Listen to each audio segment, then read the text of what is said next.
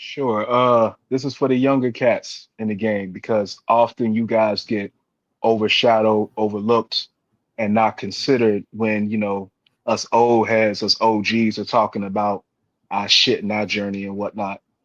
I want you guys to always remember one thing when it comes to this business, and that is to be true to you. Because when you start in this business, you'll learn some of the people that you riding with now, they may not be riding with you in a couple of years. Some of the people that you with outside of this, they may leave you because of this. You're gonna sacrifice a lot. When you want to be great in something, sacrifice is a prerequisite to that. So you could be good at this. There's nothing wrong with doing this as a weekend hobby. I'm not one of those purists that say you can't do this and be a weekend warrior. Do you? It's your story. You write it.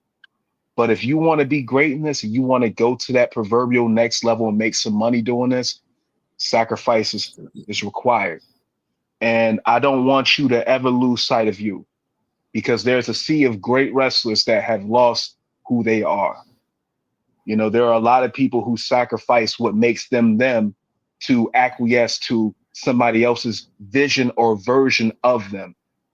I used to argue with Booker T when I felt he was trying to change the fabric of who I was when I wrestled down at Reality of Wrestling.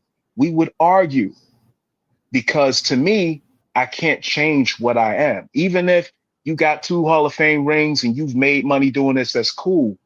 At the end of the day, all I got is me. If I change the fabric of my consciousness, I'm going to go home and be foreign to myself. So always retain who you are. That's not saying don't listen. That's not saying don't heed advice. But at the same time, if that advice can't supersede your soul, keep your soul intact. Keep your head up. It's going to get hard. You're going to lose a lot. I've lost a lot. Some of those things, maybe they could be reclaimed. Most of those things are lost with the wind.